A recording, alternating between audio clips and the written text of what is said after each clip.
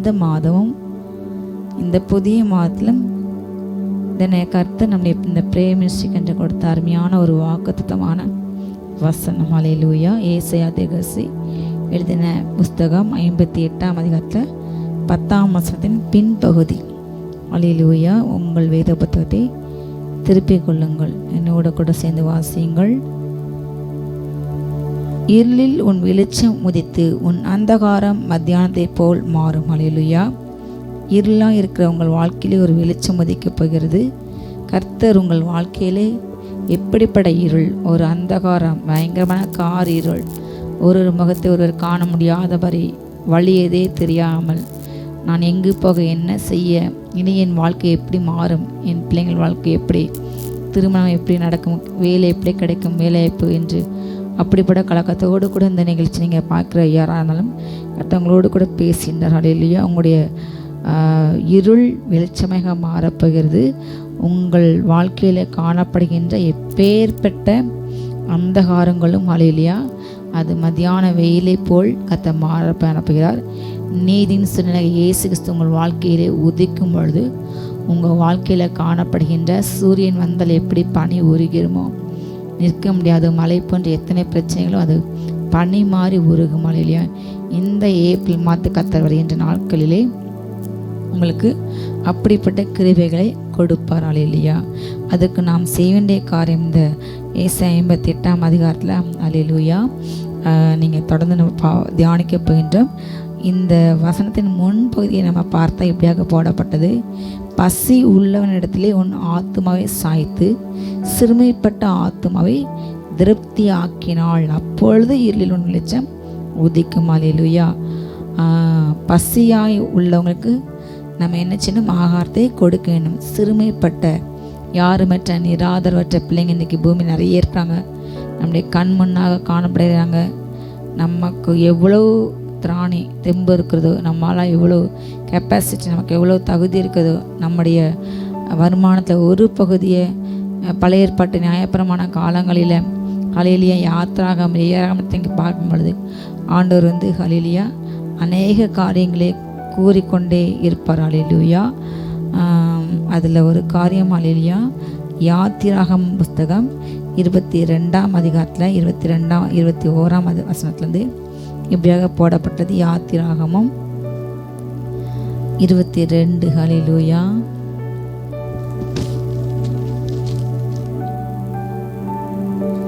யாத்திராகம் 22-21 வாசிக்கின்றேன். அந்நியனே சிறுமைப்படுத்தாமலும் ஒடுக்காமலும் இருப்பீர்களாக, நீங்களும் எகிப்து தேசத்திலே அந்நியர்களாக இருந்தீர்கள். விதவையும் திக்கற்ற பிள்ளையும் ஒடுக்காமல் இருப்பீர்களாக. அவர்களை எவ்வளவாகிலும் ஒடுக்கும்போது அவர்கள் என்னை நோக்கி முறையிட்டால் அவர்கள் முறையிடுதலை நான் நிச்சயமாய் கேட்டு கோபம் உண்டவராகி உங்களை பட்டயத்தினால் கொலை செய்வேன்.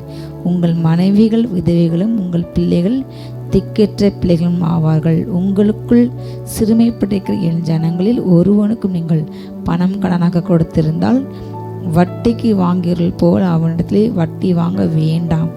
பிறனுடைய வஸ்திரத்தை ஈடாக வாங்கினால் அப்பொழுது பொழுது போகும் முன்னே அதை அவனுக்கு திரும்ப கொடுத்து விடாக. நம்ம ஹல்லேலூயா ஆண்டுடைய ஏற்றுக்கொண்ட ஆண்டு பிள்ளைங்களுக்குள்ள இந்த மாதிரி நம்முடைய பணத்தை வட்டி கட்டுறது வேதப்படி பாவம். அதே போல் அந்நியர்களை சிறுமைப்படுத்தக்கூடாது. சிறுமைப்பட்ட ஜனங்களை அந்நியர்களாக நம்ம நினச்சவங்களை குடும்ப நமக்கு கை இருக்குது, வல்லமை இருக்குது, அதிகாரம் இருக்குது, எதுனாலும் செய்யலாம் என்ற அப்படிப்பட்ட ஒரு சிந்தை இருக்கக்கூடாது. ஹல்லேலூயா. அவர் விதவைகளுக்கு நியாயம் விசாரிக்கின்ற விதவைந்து கெட்ட பிள்ளைகளும் ஒடுக்கக்கூடாது. அவங்க ஒடுக்கும் போது நீங்கள் அப்படி செய்தால் அவங்க ஆண்டு நோக்கி முறையிடும் போது கர்த்தர் கேட்டு என்ன செய்வாரா?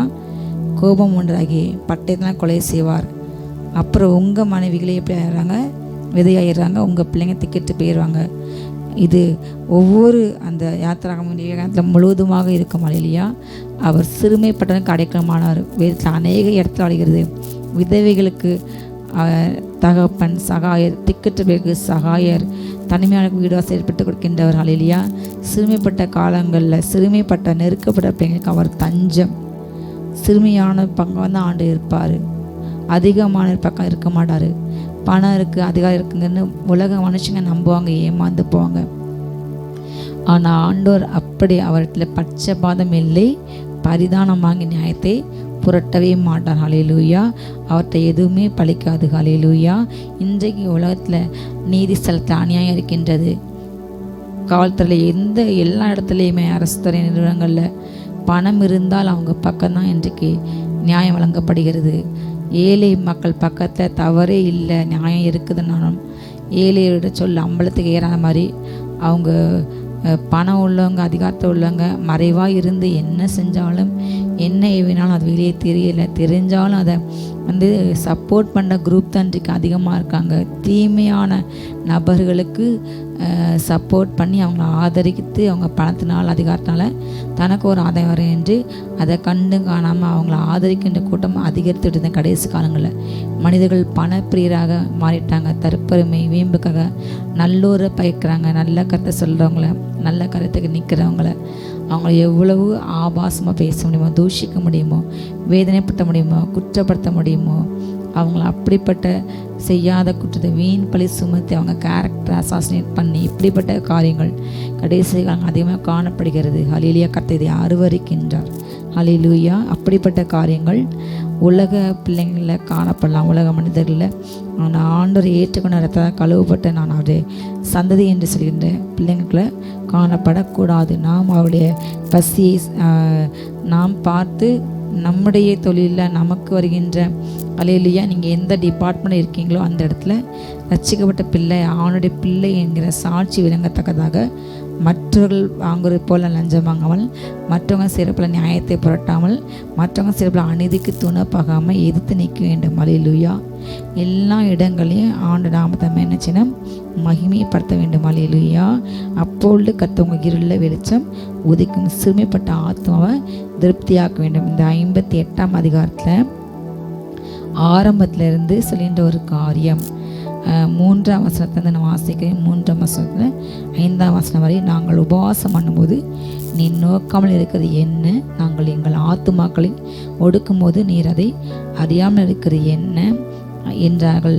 இதோ நீங்கள் உபவாசிக்கும் நாளிலே உங்கள் இச்சையின்படி நடந்து உங்கள் வேலைகளை எல்லாம் கட்டாயமாய் செய்கிறீர்கள். இதோ வழக்குக்கும் வாதுக்கும் துஷ்ட தனத்தையுடைய கையினால் குத்துகிறதற்கும் உபவாசிக்கிறீர்கள். நீங்கள் உங்கள் கூக்குரலை உயரத்திலே கேட்க பண்ணும்படியாக இந்நாள் உபவாசிக்கிறப்பல உபவாசியாது இருங்கள். மனுஷன் தன் ஆத்துமை ஒடுக்குகிறதும் தலைவணங்கி நாணலை போல் ரெட்டிலும் சாம்பலிலும் படுத்து கொள்கிறதும் எனக்கு பிரியமான உபவாச நாளாக இருக்குமோ? இதையா உபவாசம் என்றும் கர்த்தருக்கு பிரியமான நாள் என்றும் சொல்லுகிறீர்கள். இந்த நாளில் எந்த காலம் என்று தென்னிந்தியத்தை சொல்ல ஃபாலோ பண்ணுறாங்க, அதை நடைமுறைப்படுத்தியிருக்காங்க. ஒவ்வொரு அந்த ஈஸ்டருக்கு முந்தின 40 நாள் இப்படிப்பட்ட காரியங்கள் செய்து உபவாச நாளாக நியமித்து சிலர் பூ வைக்க மாட்டாங்க, சிலர் கறி சாப்பிட மாட்டாங்க, சீகரிப்பின் காணிக்கையை படைப்பாங்க. அந்த ஈஸ்டர் அன்னைக்கு பெரிய இலக்கியக்கு இப்படிப்பட்ட காரியங்கள் அநேகர் கர்த்தருக்காக விசேஷமாக நினைக்கிறாங்க. ஒரு சாரார் இன்னொரு சார் கர்த்தருக்கென்று விசேஷமாக நினைக்கல. எப்படி ஆனாலும் விசேஷிக்கிறவங்க அதை விசேஷிக்காதவங்க அர்த்தம் பேசக்கூடாது. அதே போல் விசேஷிக்காதவங்களும் விசேஷிக்கிறவங்களும் அந்த நாட்களை ஆண்டுக்காக அவங்க விசேஷித்து செய்கிறாங்க, அதை அர்த்தமாக பேசக்கூடாது.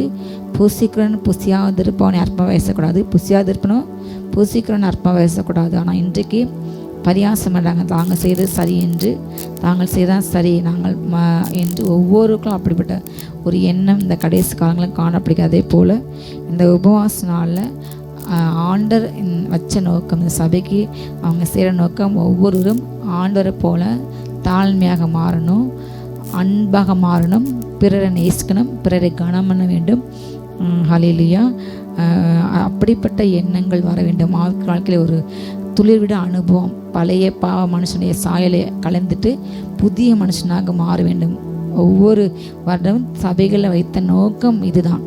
அந்த சபை அந்த செய்தியை கேட்ட அந்த உபவாச நாளில் தன்னை தாழ்த்தி, உபவாசம் என்றாலே தேவனுக்கு முன்பாக நம்முடைய பாவங்களை அறிக்கையிட்டு நம்மை தாழ்த்தி தேவனுடைய மகிமையை நமக்குள் கொண்டு வந்து தேவனுடைய சாயலை மாறுவதுதான் உபவாசத்தின் உண்மையான அர்த்தம்.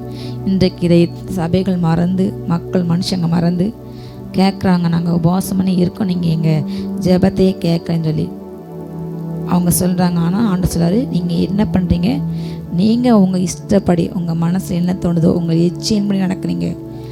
வேலை செய்கிறீங்க, உபவாசம் இருந்தால் கண்டிப்பாக குறைந்தது அந்த வெறும் வயிற்றோடு கூட 1 மணி நேரமாவது ஜெபிக்க வேண்டும் கட்டாயமாக. இல்லைன்னா நீங்கள் 2 மணி நேரம் கூட ஜெபிக்கலாம். உபவாசத்தோடு இருக்கும் பொழுது வேலையை செய்யக்கூடாது, ஒதுக்கிட்டு உட்கார்ந்து தேசம் உட்கார வேண்டும். ஆனால் இன்றைக்கு நம்ம இஷ்டத்துக்கு அலையிறாங்க, இஷ்டத்துக்கு எல்லா காரியமும் செய்கிறாங்க. ஆனால் கேட்டால் உபவாசம் என்று ஆண்டவர் புதிய ஏற்பாட்டில் பூமியில் வாழும்போது சொல்லியிருப்பார், நீங்கள் உபவாசம் நான் இருக்கேன்னு சொல்லி மனுஷங்களுக்கு தெரியக்கூடாது. ரொம்ப முகத்தை வாடி போக பண்ணி அப்படி ரொம்ப டயர்டாகி நான் இருக்கேன் இதை சொல்வது தவறு. நான் உபவாசம் ஜெபித்தேன், நான் உபவாசம் பண்ணுறேங்கிறது உங்களுக்கும் கர்த்தருக்கும் முன்பாக மாத்திரம் காணப்படுமே ஒழிய மனுஷனுக்கு முன்பாக காணப்படக்கூடாது. இன்றைக்கு அது சர்வசாதாரணமாக போகிவிட்டது. நல்ல சாதாரணமாக எண்ணெய் பூசி நல்ல முகத்தை கழுவி முகத்தை ஃப்ரெஷ்ஷாக வைக்கணும்னு சொல்லி ஆண்டு சொல்கின்றார். ஹல்லேலூயா. ஆனால் இன்று அப்படிப்பட்ட காரியம் இல்லை. அதை பிரபலப்படுத்துகிறாங்க, இஷ்டப்படி நடக்கிறாங்க. அதே போல் வழக்கு சண்டை போடுறாங்க, வாது துஷ்டத்தனுடைய கைகள் குத்துறாங்க, சண்டை போடுறாங்க, மற்றவங்களை கேஸ் பண்ணாங்க, மற்றவங்களை எதுனாலும் பண்ணுறாங்க. இப்படிப்பட்ட காரியம் உங்கள் சத்தத்தை மட்டும் நாங்கள் சத்தமாக ஜெபிக்கின்றோம், சத்தமாக நாங்கள் இருக்கணும் என்று மற்றவனுக்கு காண்பிக்கிறாங்க, அதுக்காக இருக்காங்க. இப்படிப்பட்ட காரியம் தேவனுக்கு பிரியமாக இல்லை. மற்றவங்களை போல நாங்கள் இருக்கோங்க என்று சொல்லி சாதாரண உடை அணிந்து உபவாச ஜெபத்துக்கு பொதுவாகவே நல்ல ட்ரெஸ் யாருமே போட மாட்டாங்க. ரொம்ப சாதாரணமான ஆண்டு இதை வெளிப்படையான வேஷத்தை கட்ட இகழுகின்றார். ஹல்லேலூயா. கர்த்தரால் புகழப்படனே உத்தமன். கர்த்தருக்குன்று நான் வேஷித்துக்கணும், கர்த்தர் புகழ்ன மாதிரி அந்த மனுஷன் முகத்தை பார்ப்பான். இவங்க இவ்வளோ பக்தியாக இருக்காங்களே, இவங்க இவ்வளோ இருக்காங்களே, இவங்க ஆலயத்துக்கு கொடுக்காங்களே, இவங்க இவ்வளோ இருக்காங்க என்று மனுஷன் பார்த்து புகழ்வான். மனுஷன் அந்த காரியங்களை இன்றைக்கு தவறாக நடந்து தவறாக சம்பாதித்து அநேக பணங்களை கொண்டு சர்ச்சில் கொடுக்கும் பொழுது வெளிப்படையான அங்கே உள்ள நபர்கள் பார்வைக்கு அவங்க செய்யும்போது அவங்க புகழ்வாங்க, வைப்பாங்க, அந்த காசு அங்கீகரிப்பாங்க. ஆனால் அப்படிப்பட்ட நபர்களையும் அவங்க இதயத்தையும் அவங்க உள்ள அக்கிரம சிந்தையை கத்த கண்டு மனுஷ முகத்தை பார்ப்பாங்க, கத்த இதயத்தை பார்ப்பாரு. அந்த காணிக்கை அவர் அங்கீகரிக்க மாட்டார். மனுஷங்க அங்கீகரிப்பாங்க. அப்படி அதிகமாக சபைக்கு பணம் கொடுக்குறவங்கள அவங்க கண்டிப்பாக தூக்கி வச்சு பேசுவாங்க, அவங்கள கனப்படுத்துவாங்க, அவங்களுக்கு எல்லாமே செய்வாங்க, அவங்க இஷ்டப்படி சபையை ஆட்டுவாங்க. இன்றைக்கு எல்லா இடங்களும் இப்படி தான் காணப்படுகிறது. ஆனால் அவங்க ஆண்டுக்கு பிரியமானவங்களா, ஆண்டு விரும்படி செய்கிறாங்களா, ஆண்டுடைய வழிநடத்த அவங்க வாழ்க்கை இருக்கா என்று அதை அறிய மனசு இன்றைக்கு தமிழ் சபைகள் நிறைய இடத்துல இல்லை. அந்த வித்தியாசம் இல்லை. பகட்டாக இப்படிப்பட்ட உள்ள வழக்கு வாது துஷ்டத்தனமுடைய அநேக ஜனங்கள் கம்யூனியன் எடுக்காங்க. அவங்க அந்த கையினால் ரத்தம் சிந்தும் கைகள், ஏழைகளை ஒடுக்கின கைகள், பரியாசம் நாவு, ஆபாசமாக தூஷிக்கிற நாவு, பாவம் என்கிற உதடு, இச்சையை பார்த்த கண்களோடு கூட அந்த அசுத்தத்தோடு கூட ஆணுடைய திருவிழா பங்கு பெறாங்க. கண்டிப்பாக இதை ஆக்கணிக்கூட திருக்கப்படும். ஆனால் நாம் நம்மை ஒவ்வொரு ஆனாலும் ஆத்மாவை தாழ்த்த வேண்டும். ஆண்டவரே, என் கண்ணால் காதால் கையால் செஞ்ச இதயத்தை செஞ்ச ஒவ்வொரு பாங்களும் மன்னிங்க. அவங்க அந்த அப்பத்தை நான் சாப்பிட எனக்கு தகுதி இல்லை, ஆனாலும் ஆண்டவரே உங்களுடைய இரக்கத்தினால கிருபையினால் நான் உங்கள் சந்நிதியில் சேர்ந்தேன் என்று நம்ம தாழ்த்த வேண்டும். அந்த பாவத்தை திரும்ப செய்யக்கூடாத வரைக்கும் நம்ம வாழ்க்கையில் போராட வேண்டும், கர்த்தருக்கு இடம் கொடுக்க வேண்டும். ஹல்லேலூயா. ஆனால் இன்றைய நாள் உபவாசம் என்பது இப்படியாக காணப்படுகிறது. வெளிப்படையான காரியங்கள் இன்றைக்கு அதிகமாக காணப்படி ஆண்டு இது வெறுக்கின்றார். ஒரு 7 காரியங்கள் ஆண்டு செய்கின்றார். நீ என்ன 8 காரியங்கள் இப்படி இருந்தால் இதுதான் உபவாசம் என்று. ஹல்லேலூயா. நம்ம வாசிக்கலாம். திரும்ப அந்த 6ஆம் அதிகாரத்திலிருந்து 8ஆம் வசனம் வர. ஹல்லேலூயா. 6, 7 வாசிக்கலாம். அக்கிரமத்தின் கட்டுகளை முதல் பயின்று அக்கிரமத்தின் கட்டுகளை அவிழ்க்கிறது. ஹல்லேலூயா. நுகத்தடியின் பிணைகளை நெகிழ்க்கிறது. உபவாசம் இருந்து ஆவியில் ஜெபிக்க வேண்டும். அந்நிய பாஷையில் ஆவியில் கருத்தோட ஆவியோடு ஜெபிக்கும் பொழுது ஆவியானவர் நம்முடைய ஆவியை எடுத்து அவர் ஜெபிக்கும் பொழுது பிசாசோ அநேக காரியங்கள் மனிதர்கள் செய்கின்ற எல்லா அக்கிரமங்களை காண்பித்து அதை ஆவியில் நீங்கள் பூமியில் மனுஷருடைய பாவங்களை மன்னிக்க மனுஷகுமாரனுக்கு அதிகாரம் உண்டு. அவர் இந்த பூமியில் வாழும் பொழுது ஒரு மனுஷனுக்கு வியாதியாக இருக்கும் பொழுது முதலாவது அவன் செய்த பாவம், அந்த பாவத்தினால் வந்த வியாதியை என்ன செய்வாரா, அந்த பாவத்தை மேலே மன்னிப்பார். அந்த பாவம் மன்னிக்கப்பட்டால், அவங்க அறிக்கையிட்டு அதை மன்னிக்கப்பட்ட அந்த வியாதி சுகமாகும் என்று கர்த்தர் அறிந்து நீங்கள் நிறைய அதிசயங்கள் அவர் செய்த அற்புதங்களை தியானித்து பாருங்கள். ஹல்லேலூயா. உன்னை செய்த பாவத்தை நான் மன்னித்தேன், நீ இனி பாவம் செய்யாத, நான் உன்னை மன்னிச்சின்னு கர்த்தர் நிறைய இடங்களை சொல்லுவார். அதே போல் ஆண்டவருக்கு பூமியில் பாவத்தை மன்னிக்க எவ்வளவு அதிகாரம் உண்டு, அதே போல் அவர் பிள்ளைகளுக்கு நமக்கும் அவர் இரத்தத்தால் நீதிமானாக்கப்பட்டு பிள்ளைகளான ஹல்லேலூயா நமக்கும் கூட அந்த அதிகாரம் உண்டு. நாம் ஒரு வியாதியஸ்க்காக ஜெபிக்கும் பொழுது கர்த்தர் நமக்கு காண்பிப்பார். ஆண்டருக்குள்ளே நடக்கிறவங்க, ஆண்டு ஆவி இணைக்கப்பட்ட எல்லாருக்குமே, எல்லா ஊழியக்காரங்களுக்கும் தெரியும், ஒரு இடத்துல நம்ம ஜெபிக்கும் பொழுது அவங்களுக்குள்ள என்ன ஆவிக்கிரியை செய்து, அந்த இடத்துல என்ன நடக்கு, அவங்க வீட்டில் என்ன நடக்கு, அவங்களுக்குள்ள என்னெல்லாம் அவங்க செஞ்சாங்க என்பதை அவங்க தலையில் நீங்கள் கை வைக்கும் பொழுது அது உங்களுக்கு படமாக காண்பிக்கப்படும். கிறிஸ்துவுக்கான ஒரு சரியான ஊழியக்காரர் என்றால் கண்டிப்பாக அவங்களுக்கு ஆண்டு காண்பித்து அந்த மனிதன் ஒரு வேலையை அக்கிரமணியம் செய்வது, பிறரை அடித்து துன்புறுத்தி, பிறரை கொலை செய்து, பிற நிலத்தை அபகரித்து, இல்லை வாயில்லாமல் மிருக ஜீவங்களை அடிக்கிறதோ கொலை செய்தோ அப்படிப்பட்ட கொடூரமான காரியங்கள் செய்து அது பாவமாக எண்ணப்பட்டு அதுக்கான வாதியை ஒருவர் அவங்க அனுபவிச்சுட்டு இருப்பாங்க. அப்போ நம்ம முதல்ல என்னச்சுன்னா, ஆண்டவரே இந்த சகோதரி செய்த பார்த்த மன்னிங்க ஆண்டவரே, ரத்தத்தால் கழுவுங்க என்று அந்த அக்கிரமத்தை என்ன செய்யணுமா, நம்ம அந்த கட்டை அவிழ்க்க வேண்டும். பூமியில் நீங்கள் எதை கட்டினீங்களோ அது பலவத்தில் கட்டப்படும், பூமியில் நீங்கள் எதை கட்ட அவிழ்க்கிறீங்களோ அது பலவத்தை கட்ட அவிழ்க்கப்படும். அந்த அதிகாரம் நமக்கு உண்டு. ஹல்லேலூயா. நாம் அதை அறிந்து ஜெபிக்க வேண்டும். அந்த மனுஷனுடைய பாவத்தை மன்னித்து பிற்பாடு அந்த வியாதி சுகமாக நம்ம ஜெபிக்க வேண்டும். அந்த வியாதி சுகமான பிற்பாடு நம்ம மனுஷன்ட்ட அவங்ககிட்ட சொல்ல வேண்டும், நீங்கள் இப்படி இருந்தீங்க, நீங்கள் அறிக்கையிடுங்க, ஒப்பு கொடுங்க, இன்னும் செய்யாதீங்க என்று அவங்களுடைய பக்தி விருத்தி ஆண்டு மேல் அவங்க இன்னும் நெருங்குறதுக்கு அவங்ககிட்ட எல்லா காரியங்களையும் வெளிப்படுத்த வேண்டும். ஹல்லேலூயா. இதுதான் உண்மையான உபவாசம். அக்கிரமத்தையும் கட்ட அவிழ்க்க வேண்டும். 2வது பாயிண்ட், நுகத்தடியின் பிணையல்களை நெகிழ்க்க வேண்டும். அதே போல் ஒவ்வொரு மனுஷனுக்கும் பாரம்பரிய கட்டுகள், முன்னோர்களின் வழிபாடு அவங்க இருந்திருக்கும், அவங்க ரசிக்கப்பட்டிருப்பாங்க. அந்த சில நுகத்தடிகள் வியாதி குறிப்பிட்ட வயசில் மறிப்பாங்க, குறிப்பிட்ட இடத்துல தொடர்ந்து அந்த குறிப்பிட்ட வயசு வரையும் விபத்தில் மறிச்சிடுவாங்க. இப்படிப்பட்ட பல நுகத்தடிகள் உண்டு. பொருளாதாரத்தை முன்னேறி எவ்வளவு சம்பாதிச்சாலும் அது வீணாகவே போகும். ஒரு குடும்பத்தில் ஒரு தொடர்ந்து பரம்பரையாக பிள்ளைங்க எல்லா ஜென்ரேஷன்லேயும் அவங்க பள்ளிக்கூடத்துக்கு போக முடியாது, வேலைக்கு போக முடியாது, படிக்க முடியாத மாதிரி சில நுகத்தடிகள் இருக்கும். அதை என்ன செய்யணுமா, ஆவில அந்நிய பாஷையில் நெறிஞ்சி அதை நெகிழ வேண்டும். அதே போல் நெருக்கப்பட்டிருக்கிறவர்களை விடுதலை பண்ணணும். ஹல்லேலூயா. சகல நுகத்தடிகளை உடைத்து போட வேண்டும். நெருக்கப்பட்டு கஷ்டத்தில் வேதனையில் உள்ளவங்களுக்கு நீங்கள் ஆவியில் நிறைஞ்ச உபவாசம் பண்ணி ஜெபிக்கும் பொழுது உங்கள் ஆவியை ஆண்டு ஆவியை எடுத்து அவர் ஜெபிப்பார். நம்ம கண்ணுக்கு தெரிஞ்சு நம்ம தமிழில் ஜெபம் பண்ணும்போது 2 வார்த்தையில் பண்ணுவோம், நமக்கு தெரியாது. ஆனால் அந்நிய பாஷை ஜெபிக்கும் பொழுது உலகம் முழுவதும் உள்ள பிள்ளைங்க எந்தெந்த தேசத்தில் எந்தெந்த மாநிலத்தில் கஷ்டத்தில் இருக்கிறாங்களோ, எங்கெங்கே அவங்க இப்படி நம்ம நாட்டில் உள்ள மட்டும் நான் சொல்லிக்கொண்டு இருக்கவில்லை, எல்லா உலகம் முழுவதுமே உள்ள பிள்ளைங்களை ஆவியில் ஒன்று சேர்த்து அந்த இடத்துல நம்ம ஆவியை கொண்டு போய் அவங்களுக்காக ஜெபிக்க வைப்பார். அவங்க விடுதலை ஆவாங்க. ஹல்லேலூயா. 2 ஊழியம் காணப்படுகிறது. இன்றைக்கு மனிதர்கள் மாம்சத்தில் பண்ணுற ஊழியத்தை தான் பெருசாக பேசுகிறாங்க, வைக்கிறாங்க, கணக்கு போடுறாங்க, பெரிய கூட்டம் நடத்துகிறாங்க, ஆட்கள் வருது, மிராக்கள் நடக்குன்று. ஆனால் ஆவியில் பண்ணுற ஊழியம் என்று இன்னொரு ஊழியம் உண்டு. நீங்கள் ஜெபிக்கிற ஜெபம்லாம் அது ஆவியில் பண்ணுற ஊழியம். சிலருக்கு வெளியே போய் பண்ணுற ஊழியம் இருக்கும், சிலருக்கு இப்படி மறைந்திருந்து ஏலியா போன்று சாமுவேல் போன்று இருந்த இடத்துல இருந்து அப்படிப்பட்ட காரியங்கள் மோசே இப்போ நிறைய உண்டு. ஹல்லேலூயா. அந்த ஊழியத்துக்கும் நமக்கு ரிவார்டு பலவத்தில் உண்டு, அதுக்கு கட்ட கொடுத்துக்கொண்டே இருப்பார். ஹல்லேலூயா. ஜெப ஊழியம் பண்ணுறவங்களுக்கு அந்த காரியங்கள் தெரியும். அதே போல் நீங்கள் என்ன செய்யணுமா, ஆவியில் ஜெபிக்கும் பொழுது அப்படிப்பட்ட நெருக்கத்தை உள்ளவங்களை நீங்கள் ஜெபிக்கிற ஜெபம் விடுதலை ஆக்கும். ஹல்லேலூயா. நுகத்தடிகளை உடைக்கும். இதுதான் உங்களுக்கு உதவி வேண்டிய திட்டம், சித்தம். இதுதான் உபவாசம்.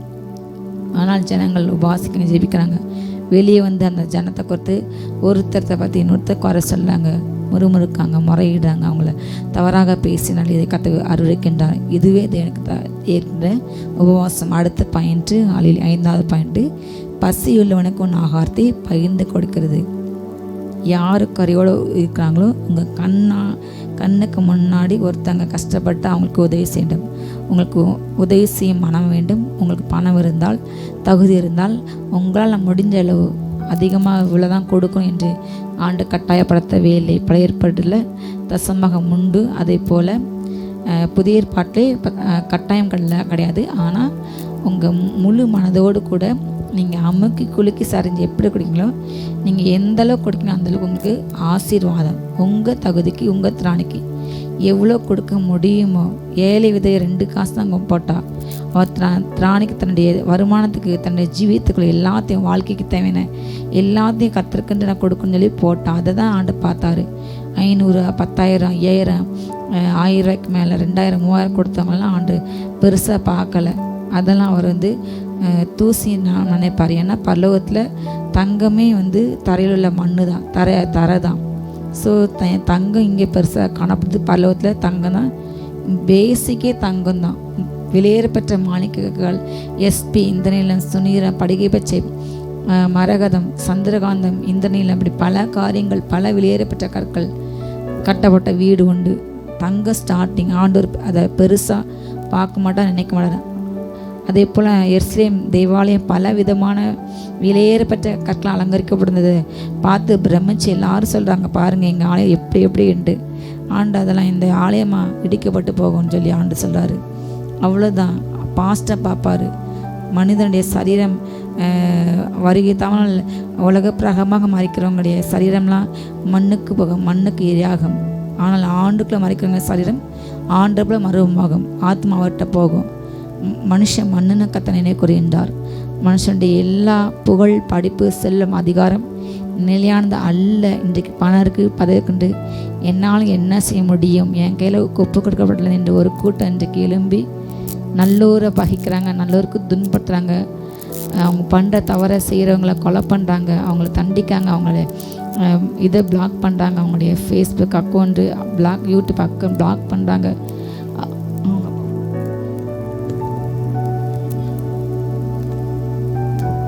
Haleluya, riandara. Rekana shandorava.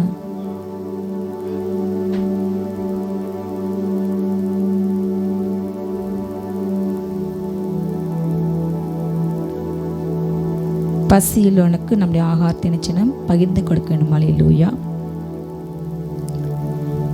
துரத்தப்பட்ட சிறுமியானவளை வீட்டிலே சேர்த்து கொள்ள வேண்டும். வஸ்திரம் இல்லாதனை கண்டால் அவனுக்கு வஸ்திரம் கொடுக்க வேண்டும். மாம்சமானவனுக்கு நம்மை ஒழிக்கக்கூடாது. ஹல்லேலூயா. பசியுள்ள நபர்களுக்கு ஆகாரத்தை பகிர்ந்து கொடுக்க வேண்டும். அதே போல துரத்தப்பட்டவர்களை, ஒடுக்கப்பட்டவர்களை நம்ம சேர்த்து கொள்ள வேண்டும். உலக மனிதர்கள் போல நாம் நடக்கூடாது. நமக்கும் உலகத்துக்கும் அநீதிக்கும் நமக்கும் சம்மந்தம் கிடையாது. ஹல்லேலூயா. பேலியாளுக்கும் நமக்கு சம்மந்தம் கிடையாது. அதே போல் உலகத்தை போல் வாழாதபடிக்கு கர்த்தர் அழைக்கவில்லை. உலகத்தை போல் வாழ உங்களை அழைக்கவில்லை. நம்ம தேவனுக்கென்று விசேஷித்த ஜனங்கள். நீங்கள் இரக்கம் உள்ளவர்களாக இருந்தால் நீங்கள் இரக்கம் பெறுவீர்கள். ஹல்லேலூயா. நீங்கள் உங்கள் ஆகாரத்தை பகிர்ந்து கொடுக்கும்போது கர்த்தர் உங்களே ஆகாரத்தை ஆசீர்வதிப்பார். நான் மற்றவர்கள் கொடுக்கேன் என்று அந்த பிரபலப்படுத்த வேண்டும் என்ற எண்ணத்தோடு கூட அல்ல, உங்களால் முடிந்த அளவு நீங்கள் கொடுக்கும் பொழுது கர்த்தரை ஆசீர்வதிப்பார். ஹல்லேலூயா. துரத்தப்பட்ட நபர்களை சேர்க்க வேண்டும். விரட்டப்பட்ட அனாதை போல் அழுகின்றவர்களை, எனக்கு யாரும் இல்லை என்று அப்படிப்பட்டவர்களை விசாரிக்க வேண்டும். ஒரு ஊமையார்த்த சொன்னார். அது ஊமை இல்லை, உண்மை சம்பவம், உண்மையாக நடக்கப்படுற கத்த ஊமையாக சொன்னார். இந்த பூமியில் வாழும் பொழுது ஆண்டோ தன்னுடைய ராஜ்யத்தை வரும் பொழுது ஒரு பக்கம் செம்மறியாடுகள், ஒரு பக்கம் வெள்ளாடுகள் நிற்கும் பொழுது வலது பக்கத்தில் இருக்கிற பார்த்தான்னு சொன்னார், நீங்கள் நான் பசியாக இருந்தேன், காவலில் கிடந்தேன், அந்நியனாக இருந்தேன், வஸ்திரம் இல்லாத இருந்தேன், என்னை பார்க்க வந்தீங்க, என்னை வஸ்திரம் கொடுத்தீங்க, ஆகாரம் கொடுத்தீங்க, நீ விசாரிச்சிங்க என்று சொல்லுவார். அதனால் நீங்கள் ஆசிரிக்கப்பட்டாங்க, பிதாவினால் ஆசிரிக்கப்பட்டவங்களே உங்களுக்கென்று நான் ஆயத்தம் பண்ண அந்த ராஜ்யத்தை நீங்கள் சுதந்திரத்துக் கொள்ளுங்க என்று சொல்லுவார். ஹல்லேலூயா. அப்போ அவங்க கேட்பாங்க, நீங்கள் எப்போ அப்படி பசியோட தாகத்தோடு கட்டப்பட்டு இருந்தீங்க ஆண்டவர் என்று சொல்லும்போது, இந்த சிறியரில் ஒருவனுக்கு நீங்கள் எதை செய்தீர்களோ அதை எனக்கே செய்தீர்கள். ஒவ்வொரு சிறுமியான எப்படிப்பட்ட ஜனங்கள் நம்ம தேசத்தில் உண்டு. உங்கள் கண்ணு முன்னாடி நீங்கள் பார்க்குற நபர்களுக்கு உங்களால் முடிந்த அளவு, வாயிலா ஜீவன்களுக்கு முடிந்த அளவு துன்பத்தை கொடுக்காமல் அவங்க நேசித்து அவங்களுக்கு வேண்டிய ஒரு வேளை உணவு கொடுத்தால் அது உங்கள் பலோ கணக்கில் உங்களுக்கு பொக்கிஷமாக சேர்க்கப்படும். வெளியேறப்பட்ட கற்களால் வழங்கப்பட்ட வீடுகள் உங்களுக்கு உண்டு. இந்த பூமியிலே மாத்திரம் முடிந்து போவதில்லை, நீங்கள் சென்ற ஒவ்வொரு நற்காரியங்களுக்கும் அங்கே ரிவார்டு உண்டு. நித்தியமாக அதை பறைசாற்றி கொண்டு இருக்கும். ஹல்லேலூயா. அப்படிப்பட்ட காரியங்களை நாம் சுதந்திரிக்க வேண்டும். ஆகாரத்தை பகிர்ந்து கொடுக்க வேண்டும். துரத்தப்பட்டவர்களை கூட்டி சேர்க்க வேண்டும். ஹல்லேலூயா. விசாரிக்க வேண்டும். அப்படிப்பட்ட ஜனங்களை நீங்கள் விசாரிங்க. ஹல்லேலூயா. நேசிங்க, அவங்களுக்கு உதவி செய்யுங்க. அதை வெளிப்பாருக்கு செய்யாமல் மனுஷமாக்கின்றான் கனம் கிடைக்கும் என்ற அந்த எண்ணம் இல்லாமல் கர்த்தர் பார்க்கின்றார் என்று. ஹல்லேலூயா. அதை பிரபலப்பட்டேன் அப்படிப்பட்ட எண்ணம் இல்லாமல். ஹல்லேலூயா. நீங்கள் அப்படி செய்யும் பொழுது இதுதான் தேவனுக்கு உகந்த உபவாசம். நம்முடைய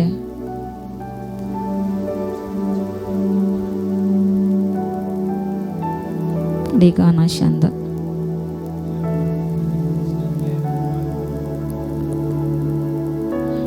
நீ அப்பொழுது இப்படிப்பட்ட காரியங்கள் செய்யும்பொழுது அதுவே தேவனுக்கு உகந்த உபாசம். வஸ்திரமில்லாத கண்டால் கொடுக்க வேண்டும். ஹல்லேலூயா. இதுதான் உபாசம். ஆனால் இன்றைக்கு இப்படிப்பட்ட காரியங்கள் மறைக்கப்பட்டு மனமோன போக்கலாம் வந்து தேவனுக்கு பிரேமல காரியங்களை செய்கிறது உபவாசம் கண்டிக்கப்படுகிறது. இப்படிப்பட்ட எல்லா காரியங்களும் செய்யும் பொழுது 8ஆம் வசனம் 58:8 அப்பொழுது விடியற்கால விளப்பை போல உன் வெளிச்சம் எழும்பி உன் சுக வாழ்வு சீக்கிரத்தை துளிர்த்து உன் நீதி உனக்கு முன்னாலே செல்லும்.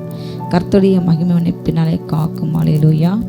அப்பொழுது நீங்கள் உங்கள் வாழ்க்கையில் இருள் போன்று இரவு போன்று எவ்வளோ பிரச்சனை இருந்தாலும் உங்கள் வாழ்க்கை ஒரு விடியற் காலத்தில் இருள் கொஞ்சம் கொஞ்சமாக 5 மணிக்கு ஒரு இருள், 6 மணிக்கு ஒரு வெளிச்சம் வரும். 6, 7 ஆக ஆக ஆக சூரியன் எப்படி வருமோ அதே போல் உங்கள் வெளிச்சம் எழும்பி உங்கள் சுக வாழ்க்கை சீக்கிரம் துளிக்கும். உங்கள் நீதி நீங்கள் செஞ்ச காரியங்கள் உங்களுக்கு முன்னாக செல்லும். அது மறைக்கப்படாது. பலவத்தை எல்லாம் எழுதப்பட்டிருக்கிறது. நீங்கள் ₹1 கொடுத்தாலும் 10 ரூபா கொடுத்தாலும் ஒரு தண்ணீர் கொடுத்தாலும் அந்த கிரியைகளுக்கு பலன் உண்டு. ஹல்லேலூயா. உங்கள் கிரியை கண்டிப்பாக பலன் உண்டு. கர்த்தர் கொடுப்பார். அதே மகிமைகளை பின்னால் பாதுகாக்கும். அப்பொழுது நீங்கள் கூப்பிடுவீங்க.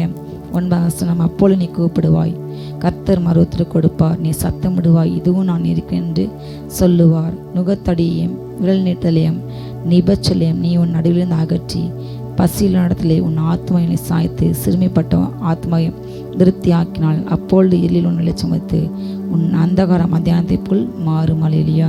நீங்கள் கூப்பிடும்போதே கர்த்தர் கேட்பார். நீங்கள் சத்தம் வந்து நான் இருக்குன்னு ஆண்டவர் சொல்லுவார். நுகத்தடி எடுத்து போடுங்க. மற்றவங்களை குறித்து வீணாக புறம் பேசாதீங்க. விரல் நீட்டுதல் நிபச்சொல்ல பேசாதீங்க. எல்லாவற்றையும் அகற்றி போடுங்க. ஒப்பு கொடுங்க. கர்த்தர் அப்பொழுது உங்கள் ஆத்துமாவை என்ன செய்வாராம்? நித்தம் நடத்துவாராம்.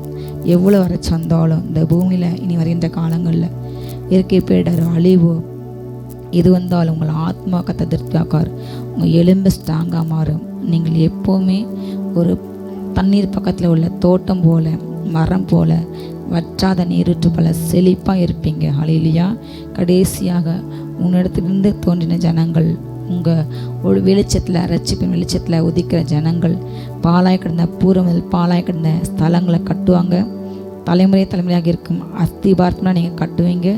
திறப்பானதை நீங்கள் அடைக்கிறவங்க என்றும் குடியிருக்கக்கூடிய பாதைகளை திட்டம் என்று நீங்கள் பெயர் பெறுவீங்க. ஹல்லேலூயா. சரிய அந்த திறந்து கிடக்கிற பல காரியங்களை நீங்கள் அடைக்கிறவங்க பெயர் பெறுவீங்க. குடியிருக்கும்படி யோவான் போல பாதைகளை திட்டம் என்று நீங்கள் பெயர் பெறுவீங்க. ஹல்லேலூயா. நீங்கள் ஜெபிங்க, உபவாசிங்க, ஆவியான ஜெபிங்க, மற்றவங்க உதவி செய்யுங்க, ஆண்டவரை நேசிங்க, உண்மையாக செய்யுங்க. வலதுகை கொடுக்குற இடதுகை யாரையாவது அப்படிப்பட்ட நற்காரியங்களை நன்மைகளை செய்யுங்க. கர்த்தர் பார்த்து கொண்டிருக்கார். உங்கள் கிரியைகளுக்கு பலன் உண்டு. ஹல்லேலூயா. நீங்கள் செய்யும் பொழுது இப்படி காரியங்கள் செய்யும்போது கர்த்தர் எப்போவுமே உங்கள் கூட இருப்பார். நீங்கள் கூப்பிட்டா உடனே ரிப்ளை கிடைக்கும். ஹல்லேலூயா. உங்கள் எலும்பை ஸ்ட்ராங் ஆக்குவார். அதை வீக்காக்க மாட்டார். நீங்கள் நீர் பாய்ச்ச தோட்டம் போல இருக்க போகிறீங்க. ஹல்லேலூயா. உங்கள் இருள் வெளிச்சமாக மாறும். ஹல்லேலூயா. மத்தியானது போல மாறப்போகிறது. நீங்கள் ஒப்பு கொடுங்க, ஜெபிப்போம். ஸ்தோத்திரே சபா, ஸ்தோத்திரம், உம்மை துதிக்கிறோம், ஸ்தோத்தரிக்கிறோம். ரீப்ரா காஃபாரா பாலா துராபாரா ஷிபாரா பாரி பாலா பாரிபா. ஹல்லேலூயா. இருளிலே உனக்கு வெளிச்சம் உதிக்கும் என்று சொல்லியிருக்கிறீங்கப்பா. ஸ்தோத்திரம். எந்த கிரியைகள் இருளை போல இருந்தாலும், வேதனைப்படுத்தி கொண்டு இருந்தாலும் இப்படி வெளிச்சம் இறங்கட்டும். ஒவ்வொரு ஆவி ஆத்மா சரீரத்தில் உடைய வெளிச்சம் இறங்கட்டும். ஒவ்வொரு வீடுகளுக்குள்ள வெளிச்சம் இறங்கட்டும். ஆமேன். அந்தகாரம் மத்தியானத்தை போல் மாறட்டும். எல்லாம் புதுசாகட்டும். அப்பா, பசி உள்ளவங்க இடத்துல எங்கள் ஆத்துமாவை சாய்த்து அப்பா ஏழைகளுக்கு உதவ அப்பா எங்களால் கூடுமானபடி பசியுள்ளவர்களுக்கு நாங்கள் கொடுக்க எங்களுக்கு கிருபை கொடுங்க. ஒவ்வொருவரையும் ஆவியில் நிரப்புங்க. மற்றவங்களை பற்றி குறை சொல்லாதபடிக்கு கட்டப்பட்ட ஜனங்களை நாங்கள் அந்த கட்டுகள்லேருந்து விடுதலையாக்க ஒவ்வொருவரும் கிருபை கொடுங்க. உண்மையாய் நாங்கள் உபவாசம் இருந்து செபிக்க ஒருவரையும் கிருபை கொடுங்க. இந்த மாதம் முழுவதும் உங்கள் பிரசன்னத்தினால் நிரப்புங்க. நன்மையும் கிருபையும் மட்டும் தொடரட்டும். ஆசீர்வதிக்கிறோம் இயேசுவின் மூலம் பிதாவே, ஆமேன். ஹல்லேலூயா. காட்